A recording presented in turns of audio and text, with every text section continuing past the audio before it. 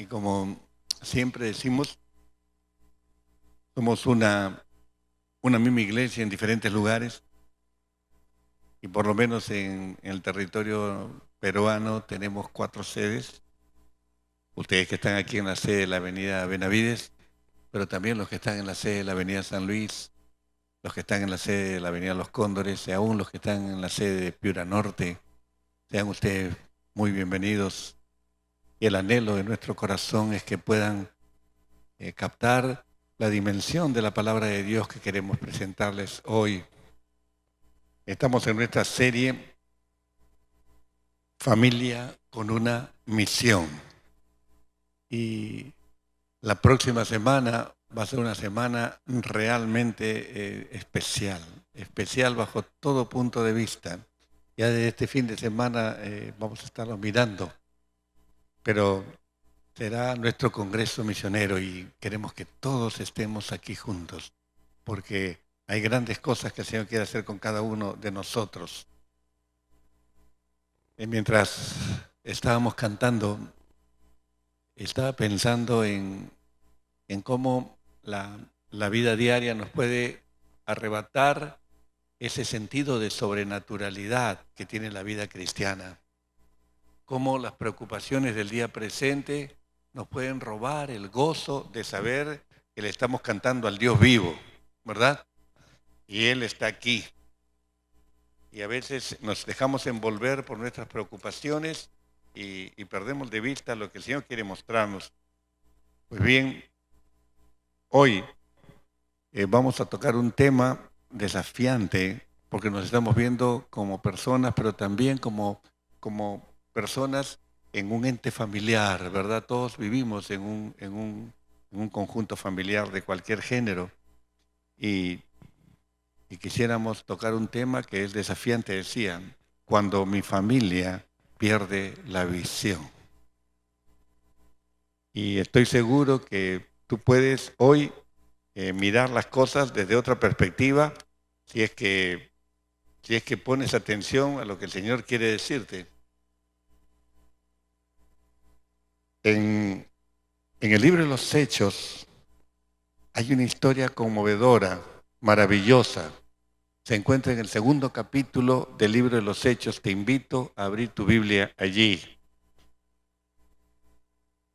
Decimos que es una historia maravillosa porque fue el momento en que el Espíritu Santo entró en la historia humana. Y vino y lo cambió todo, por supuesto. Era la promesa que el Señor Jesucristo había hecho momentos antes de partir de regreso al cielo. Esa promesa era en aquella mañana una realidad. Él, como decía, minutos antes de ascender al cielo, le había dicho a sus discípulos, y esto está registrado en Hechos 1:4, dice, estando juntos le mandó que no se fueran de Jerusalén, sino que esperasen la promesa del Padre, la cual les dijo, oísteis de mí. Y el Señor se manifestó en aquella gloriosa mañana. Eran las 9 de la mañana cuando llegó el Espíritu Santo. Y si tú lees el capítulo 2 del libro de los Hechos, entonces tendrás todos los detalles de aquel magno día. El Espíritu se manifestó y Pedro, como portavoz de los 12 apóstoles, predicó aquella mañana. Y yo quisiera que fijaras tu vista en un verso de ese mensaje. Es el verso que inicia la conclusión. Está en el capítulo 2, el verso 39. Dice allí Pedro a los oyentes, porque para vosotros es la promesa y para vuestros hijos y para todos los que están lejos, para cuantos el Señor nuestro Dios llamare. No sé si te das cuenta que habla de una promesa que se estaba cumpliendo, una promesa que era para nosotros y ¿para quién más? Para los hijos. Estaba hablando de familia. Estaba hablando de familia. Y es importantísimo entonces que este verso 39 quede allí por un instante, porque en este verso, que es la culminación de su primer mensaje, el apóstol está señalando tres grupos de gente: los que están cerca, los que están lejos y todos los otros que el Señor llamare. Y ¿sabes una cosa? Mirando con atención este verso, uno se da cuenta que cada grupo muestra un peligro que nos lleva a perder la visión familiar. Por eso la propuesta de este mensaje es: mi familia puede perder la visión por tres causas. Y la primera causa sería ser una familia cercana, pero que no comprende lo que está pasando. Lo repito, ser una familia cercana a los planes de Dios, pero que vive sin comprensión. Estos tres tipos de gente, yo he buscado palabras que comienzan con C de casa, para que las recuerdes, para que te des cuenta en cualquier momento si tú estás perdiendo la visión de vida, si cualquier acontecimiento te está desviando, te está distrayendo. Pero lo primero que puede pasar es que dejes de comprender lo que Dios está haciendo por ti, en ti y a través de ti. Amén. No les escuché. Quiero estar bien seguro que están atendiendo esto. La primera causa entonces es vivir sin comprensión. ¿Qué estaba pasando aquella mañana? Estaban celebrando una gran fiesta judía. Ellos le llamaban la fiesta de la semana, la fiesta de los tabernáculos. Y no vamos a detenernos en el significado de la fiesta, simplemente quédate con esto: era una gran fiesta de asistencia obligatoria. Los judíos tenían que ir a esa fiesta donde quiera que vivieren. Vivían en Jerusalén, fuera de Jerusalén, vivieran fuera del país, donde quiera. Ellos tenían que ir a esa fiesta, estar en esa fiesta. ¿Está claro? Eso es lo que quiero dejar en primer lugar. Todos los que estaban esa mañana allí fundamentalmente eran judíos, por eso. Sabían el alcance de esta tremenda fiesta. Y se estima que en los atrios del templo de Jerusalén, que ahora no existe, solamente existe ese muro de los lamentos, ¿verdad? Se estima que en el atrio podían caber 200.000 personas. Imagínate lo que podía llegar a ser una fiesta así, que podían ser recibidas en los atrios del templo. Entonces, era una fiesta grande. Y esa mañana era más que una fiesta. Hechos capítulo 2, podemos decir que marca un hito en la historia humana.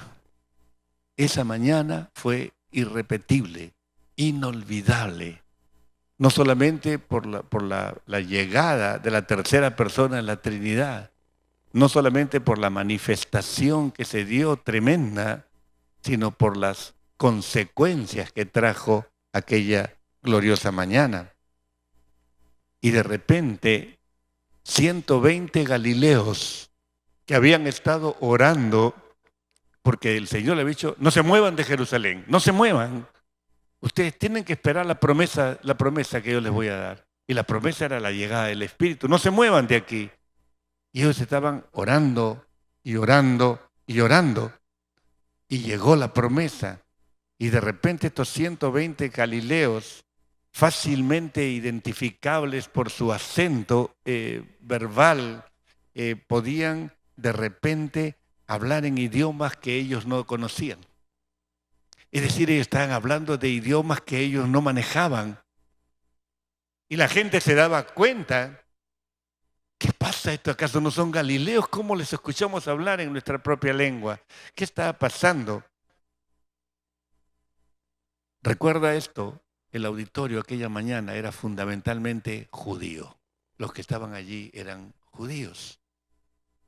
Y me gustaría que leyeras conmigo los versos 12 al 15, porque a partir del verso 12 dice: y estaban todos atónitos y perplejos, diciéndose unos a otros, ¿qué quiere decir esto? Mas otros, burlándose, decían, están llenos de mosto, están borrachos. Porque siempre la humanidad se divide en dos cuando se trata de Jesucristo. Siempre. Por favor, no te quedes al medio, porque Dios vomita de su boca a los tibios. Amén. Eso es lo que ha dicho Él. Pero la humanidad siempre está dividida en dos sectores. Los que, por último, las cosas que no comprenden, les asombra y preguntan, ¿qué pasa aquí? Que no entiendo, no comprendo. Estoy viviendo sin comprensión de las cosas que están pasando, y otros que se están burlando. Si tú lees del verso hasta el verso 15, dice la Escritura en el verso 14, entonces Pedro, poniéndose en pie con los 11, alzó la voz y les habló diciendo, varones judíos y todos los que habitáis en Jerusalén, esto os sea notorio y oíd mis palabras, porque estos no están ebrios como vosotros suponéis, pues es la hora tercera del día, son las 9 de la mañana, en la forma como los judíos medían el tiempo, eran las 9 de la mañana, y nunca un judío podía estar borracho a las 9 de la mañana. Así que él está allí refutando esa supuesta embriaguez. Y dice más, lo que está pasando es que el Espíritu Santo ha caído sobre ellos. El Espíritu Santo ha llegado sobre ellos. Y esto no es para ellos una sorpresa, porque esto es una vieja profecía que tenía por lo menos 800 años. El profeta Joel lo había dicho y aquí Pedro lo va a confirmar. Mira lo que dicen los versos 16 y 17. Más bien esto es lo que dijo el profeta Joel. Dios ha dicho, en los últimos días derramaré de mi espíritu ¿sobre quién? Toma nota, no solo sobre los judíos, sino sobre toda la humanidad. Los hijos y las hijas de ustedes profetizarán para allí. Ahora está hablando a los que están oyendo. Las hijas de ustedes, los hijos de ustedes van a profetizar. ¿Y por qué van a profetizar? Porque entienden la verdad de Dios. ¿Me entiendes? Le está hablando a una familia cercana. Por eso te digo, ser una familia cercana, pero que no comprende. Eso puede pasar y pasa con centenares, por no decir con miles de millones de hogares. Esto es pan de todos los días. Pedro estaba citando a un profeta llamado Joel que había predicho exactamente esto. Los hijos y las hijas junto con los padres. Los apóstoles tienen una visión inclusiva, no una visión incomprensiva. ¿Me entiendes? Ellos saben lo que está pasando, pero por eso dice que este mensaje debía llegar a toda la humanidad. Pero apunta en primer lugar a la familia cercana de Israel, a los judíos que estaban escuchando aquel día, que vivían en el país. Cuando llegue el próximo fin de semana, es decir, el 31 de mayo y el 1 y 2 de junio, yo espero que tú tengas esos 3 días como algo separado para Dios, separado para ti. Porque esta también será una semana obligatoria. Y te lo digo obligatoria no por un mandato, sino por un mandato que va directamente a tu corazón. Tú puedes optar por obedecer o desobedecer. Tú puedes optar por decir me interesa o decir no me interesa. ¿Me entiendes? Pero esta semana sería precioso que tú trajeras a tus hijos. Sería precioso que ellos comiencen a entender las cosas espirituales. Y no que sean una familia cercana, sin comprensión, como ocurría con los judíos aquella mañana. La visión de ellos era incomprendida. ¿Sabes por qué? Porque les faltaba mensaje. Les faltaba saber en quién creer. Ellos creían que simplemente por ser judíos lo tenían todo. Estaban horrorosamente equivocados. Ellos necesitaban escuchar un mensaje y Pedro se los da. Cuando tú lees los versos 22 al 24, él presenta a Jesús Nazareno. Dice que fue el varón que Dios aprobó entre ustedes por las maravillas, prodigios y señales que hizo por medio de él. Como ustedes mismos lo saben, fue entregado y ustedes lo aprendieron y lo mataron por medio de hombres inicuos, es decir, usaron a los romanos para matar a Jesús, crucificándolo. Pero Dios lo levantó y liberándolo de los lazos de la muerte, porque era imposible que la muerte lo venciera. ¿Cuántos dicen amén? Esta es la verdad histórica.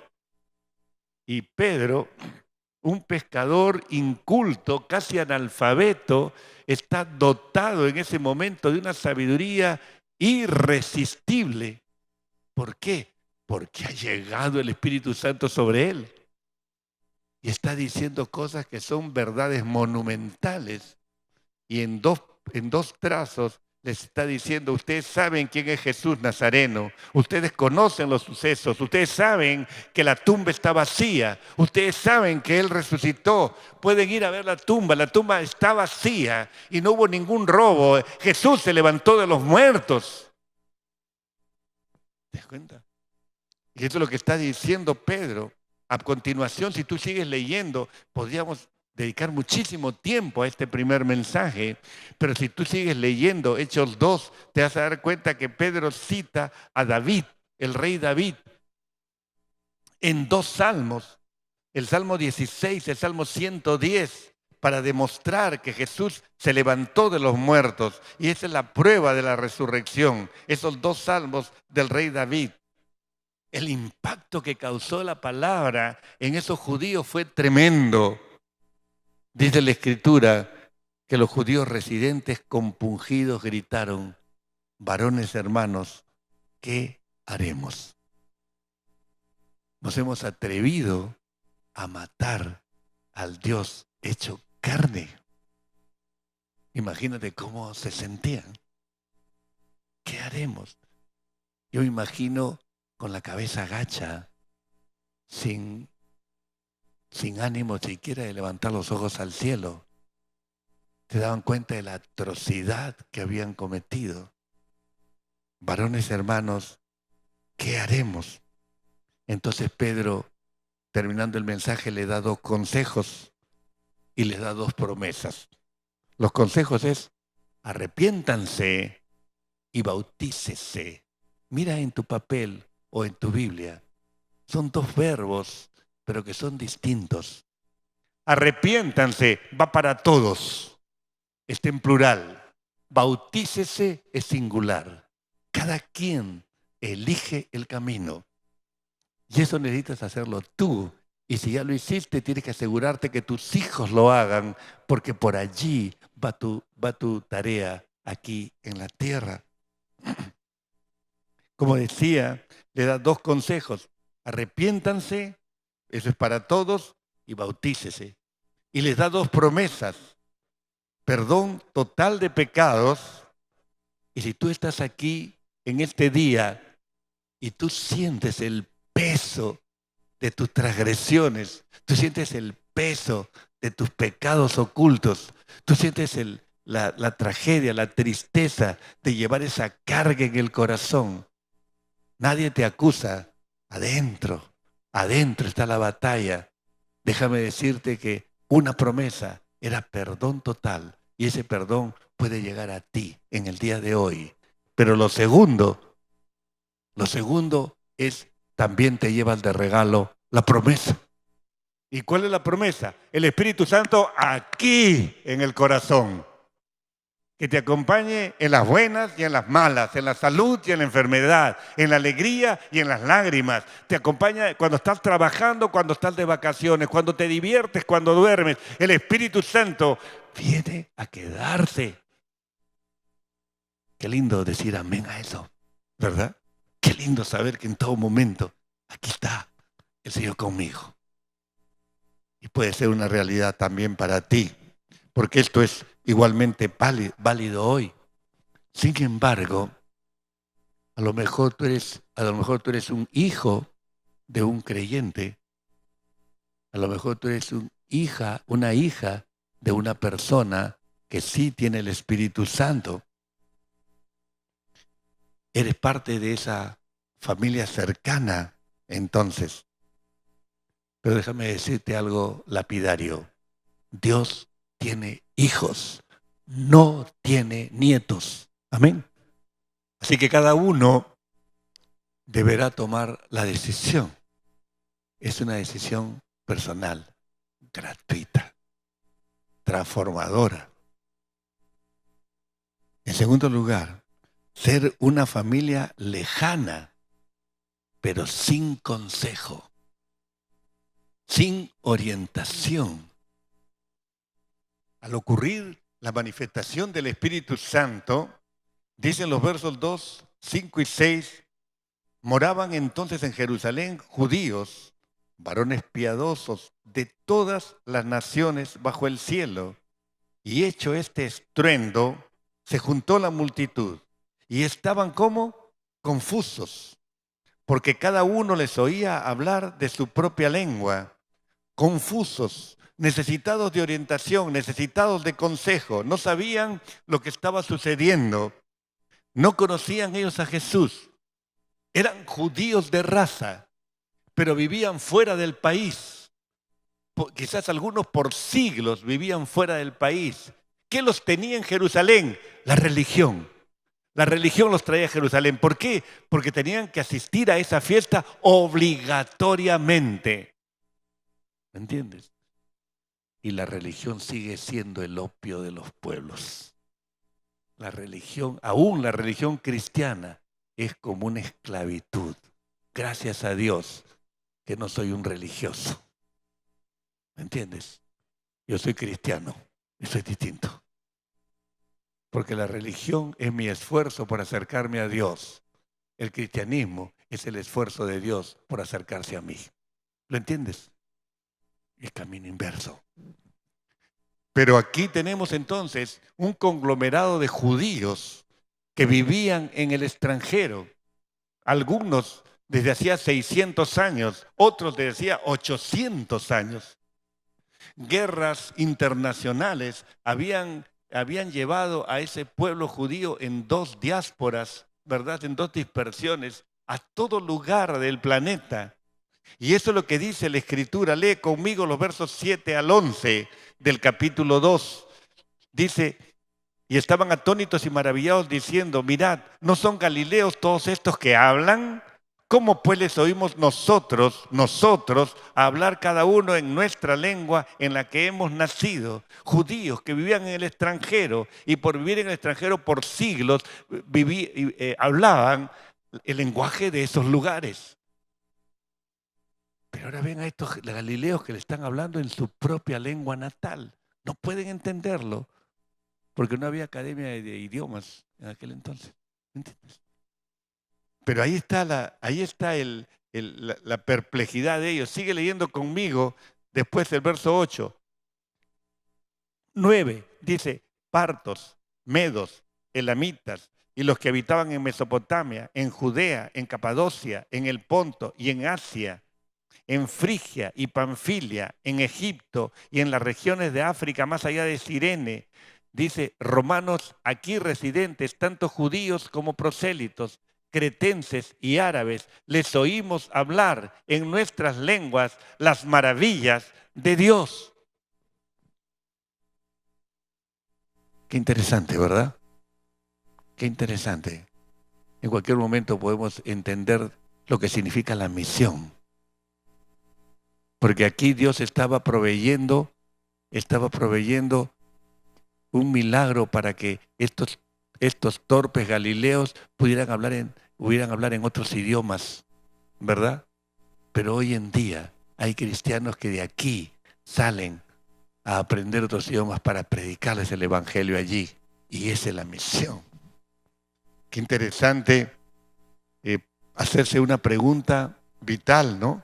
¿Por qué una lista tan grande de gente de tantos países? ¿Alguna vez te has preguntado? Los rabinos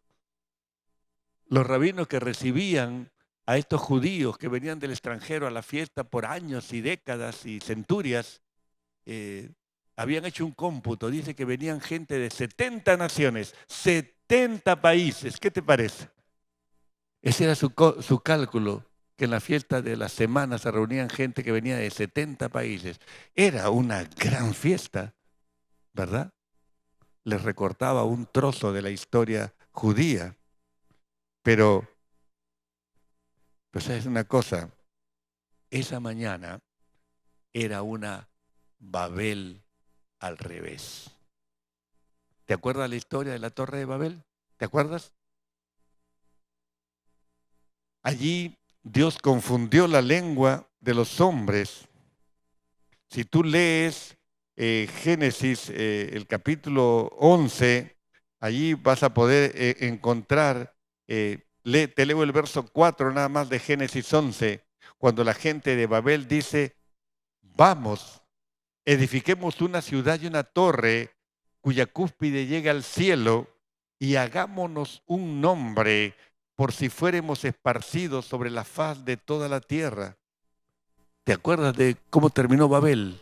¿Sabe lo que significa Babel? Babel significa confusión. Confusión. Y yo te quiero preguntar esta noche, ¿cuál fue el pecado de los babilonios? Seguramente has escuchado alguna vez historias sobre Babel. Y algunos dicen la arrogancia de querer hacer una torre que llegara hasta el cielo, el oponerse a Dios, el ser egoístas y todo lo demás. Se han ensayado tantas fórmulas, pero la esencia está aquí en este verso 4. Léelo otra vez. ¿Cuál era el temor de los babilonios? Ser esparcidos. Hagámonos un nombre, que la gente nos conozca como el pueblo de la torre, el pueblo que tiene una torre que llega al cielo, que desde lejos pueda verse. Allí viven los de la torre que llega al cielo, tienen un nombre, tienen que reconocernos a nosotros, hagámonos un nombre. No queremos movernos de aquí, no nos da la gana Dios de movernos de aquí. Tú nos has dicho, llenen la tierra, no queremos la tierra, queremos este lugar. Ese es el pecado de Babel. Por favor, te suplico en el nombre de Cristo que lo recuerdes. Al final de este mensaje, tú me vas a dar la razón. El pecado de Babel fue desobedecer a Dios al mandato de llenar la tierra. ¿Me entiendes? Y esto es importantísimo para nosotros, porque cuando vemos, pasados los siglos, la llegada del Espíritu Santo, la promesa del derramamiento del Espíritu alcanzaba también a estos judíos dispersados, esparcidos por todo el mundo, deportados, como dije hace un rato, hacía muchas centurias. Los historiadores nos dicen que muchos se acomodaron a la situación nueva, porque al perder sus casas y ser lanzados, exiliados fuera del país, allí en el país extraño los recibieron benignamente y muchos hicieron negocios, y por eso el mundo se pobló de judíos por todos lados, todos negociantes, ¿verdad? Y se acomodaron. Y sabes una cosa, esos judíos oriundos, viviendo en muchas naciones, necesitaban consejo, necesitaban orientación, pero cuando la puerta de regreso fue abierta por Dios, ellos no quisieron regresar, porque estaban haciendo negocios, pues. ¿Te das cuenta? Solo una minoría regresó y por esa minoría nació Jesucristo. ¿Me entiendes? Esa es la historia, hermano. ¿Para qué la vamos a cambiar? El llamado por Dios a tener una familia cercana, ya no una familia lejana, sino una familia cercana a Dios, pero viviendo sin orientación, viviendo sin consejo. Y Dios nos llama a cambiar la desorientación. Dios nos llama a salir de esa vida ajena a los propósitos de Dios, cambiarla por una vida cercana a Dios. Y ese es el llamado que se da hoy día a todos los seres humanos. Porque hay un tercer peligro que nos lleva a perder la visión. No solamente el vivir sin comprender lo que pasa, o no solamente vivir sin consejo que nos diga cómo nos acercamos a Dios, sino en tercer lugar, ser una familia lejana sin compasión. ¿Sabes por qué? Porque la profecía de Joel, que el apóstol Pedro cita aquí en Hechos 2, nos dice que hay un tiempo de juicio para los rebeldes. No toda la profecía de Joel se cumplió en aquel día. Si tú lees los versos 19 al 21, mira lo que dice. Haré prodigios en el cielo y en la tierra se verán señales de sangre, de fuego y vapor de humo. El sol se oscurecerá y la luna se pondrá roja como sangre antes de que llegue el día del Señor y se muestre en toda su grandeza. Y todo el que invoque el nombre del Señor será salvo. Esta es una profecía no cumplida todavía. ¿Alguna vez has visto el sol oscurecerse, la luna puesta rojo y una serie de señales del cielo? Esto es para los últimos días. Es un día de juicio. Escúchame, es un día de juicio. Sí, ese es el día final. Pero también nosotros los cristianos necesitamos verlo como un día urgente. Un día de trabajo que trae urgencia y un día de oportunidad. ¿Por qué? Porque tú puedes salvar gente que caiga en ese juicio. Y esa es nuestra tarea misionera. Tú tienes que llegar a ese convencimiento porque hay una familia lejana que vive sin la compasión de Dios. No ha alcanzado la compasión de Dios. Y muchos no han alcanzado la compasión de Dios porque viven engañados, porque viven sin comprender las realidades espirituales, viven sin el consejo de Dios y viven sin la compasión de Dios, pudiendo tenerla porque la cruz ya se levantó, el pago de los pecados ya se hizo. Y sin embargo esta gente se muere y se pierde porque nosotros no vamos. Por favor, capta esto. Paralelamente a este día de juicio se cumplirá la promesa a Abraham. En Génesis 12, el Señor le había dicho a Abraham, vete de tu tierra y de tu parentela y de la casa de tu padre a la tierra que yo te mostraré. Le estaba diciendo Dios a Abraham, que era un pagano en aquel momento, le estaba diciendo, ven, tengo una misión para ti, sal de tu tierra, deja tu familia extendida, tengo un plan para ti. No, Señor, no, tengo 75 años, no le dijo nada a Abraham. Abraham salió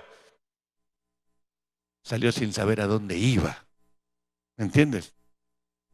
Pero sigue leyendo, Dios le da la promesa, haré de ti una nación grande y te bendeciré. Y engrandeceré tu nombre y serás bendición. Bendeciré a los que te bendijeren y a los que te maldijeren maldeciré. Y serán benditas en ti todas las familias de la tierra. Tú puedes apropiar esa promesa de Abraham hoy mismo. Y a partir de hoy tú puedes vivir diciendo, yo tengo la bendición para mí, para mi familia. ¿Cuántos dicen amén? Hermano querido, esto es para ti. Si tú quieres lo desechas, pero esto es para ti. Si tú quieres lo crees o no lo crees, pero esto es para ti.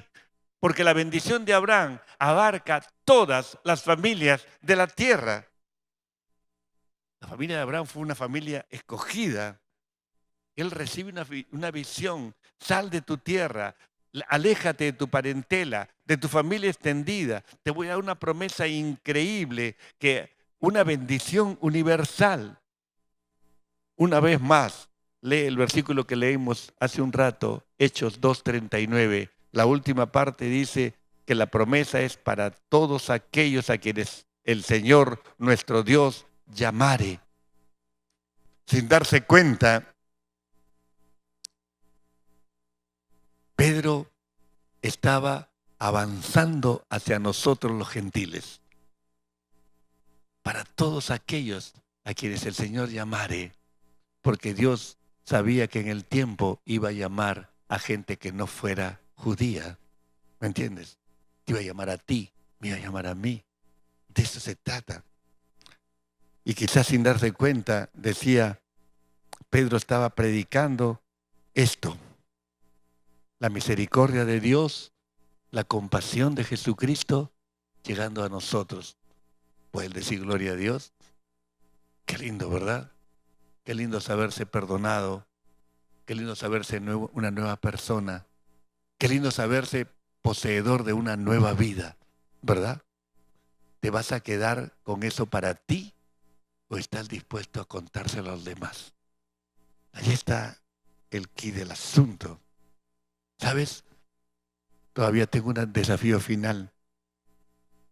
El final del capítulo 2 muestra una iglesia estimada por todos. Mira cómo termina el capítulo 2, 2:47. Dice que ellos vivían teniendo el favor con todo el pueblo. ¿Lo estás viendo? Así termina el capítulo 2. Mira el capítulo 3 y ahí vas a ver que Pedro le dice a un paralítico, no tengo oro ni plata, mas lo que tengo te doy. En el nombre de Jesucristo, levántate y anda. Y se levantó y anduvo. En el capítulo 4, verso 21, dice, no hallando ningún modo de castigarles a los apóstoles, los religiosos, por causa del pueblo. Es decir, tenían un prestigio delante del pueblo. Mira, 5:26. Dice que los trajeron a los apóstoles sin violencia porque temían ser apedreados por el pueblo. ¿Te das cuenta cómo habían cambiado las cosas? La iglesia de Jerusalén, por favor, no te pierdas este tema en este momento. La iglesia de Jerusalén comenzó a ganar prestigio, comenzó a ganar el favor de todo el pueblo. El testimonio de los cristianos de Jerusalén comenzó a ser conocido en toda la ciudad, en todo el país.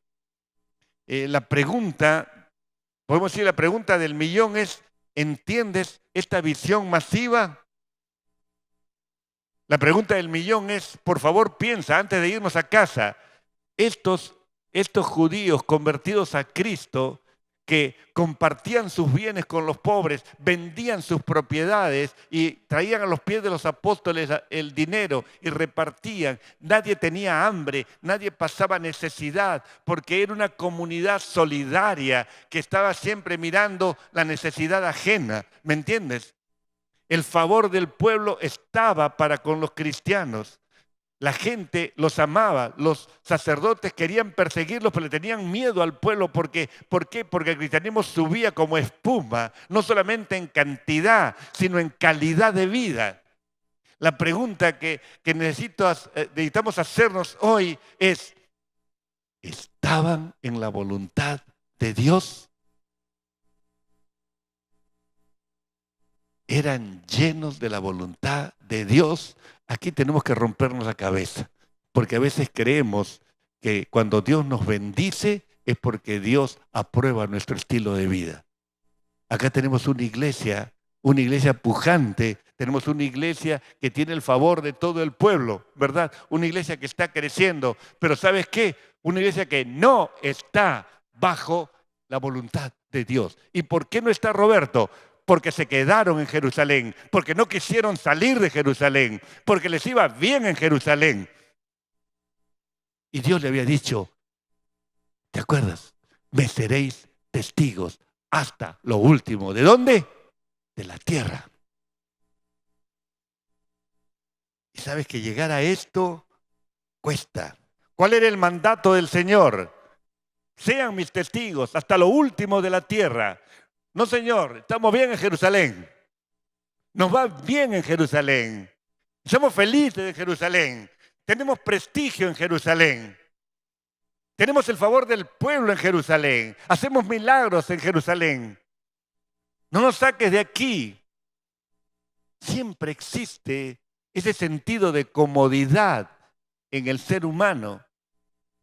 Y sabes una cosa, hermano, el peligro del bienestar, el peligro del acomodo, el peligro de intentar sacar lo mejor de esta vida y a la vez sacar lo mejor del mundo de la fe, a la vez genera, ¿sabes qué? Te lo voy a decir con todo el temor de Dios, genera lo que yo llamo un Babel cristiano. Si tu fe cristiana te acomoda, te atornilla aquí, en la capital donde tú vives, y tú no quieres salir, estás incomprendido, estás confundido, no sabes lo que es compasión, has perdido la visión. Estás en un Babel. Recuerda que Babel significa confusión. Los hombres de Babel no querían salir a llenar la tierra. Ese fue su pecado. ¿Te acuerdas que te lo dije? Los hombres del siglo XXI no quieren salir a la misión. Tú miras, Roberto, tengo mi familia aquí. Yo no te digo que agarres tus bártulos como Abraham y salgas con tu familia. Algunos lo hacen. Son los que están llamados. Y aquí en la congregación tenemos muchos que están siendo ya preparados para salir. Pero tú puedes salir, en primer lugar, de tu comodidad. Salir de ese bienestar personal, de ese confort de vida. Tú puedes salir. Tú puedes salir de tu egoísmo cuando tu vida se transporta hacia afuera y comienzas a recordar a los que están saliendo físicamente y estás orando por tus misioneros.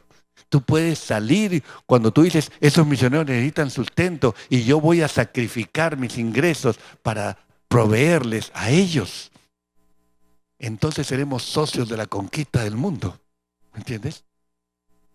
La próxima semana, cuando estemos en el Congreso Misionero, tú vas a poder ser capacitado para comenzar a comprender esas cosas. Entonces tú vas a poder decir, bueno, sabes que tengo planes para la próxima semana, pero Dios ya te dejó los tuyos. ¿Estás en la voluntad de Dios o quieres estar en tu propia voluntad? Son decisiones personales. Pero aquí va a haber una fiesta. Y mi anhelo es, no te la pierdas. Amén. Vamos a orar, hermanos.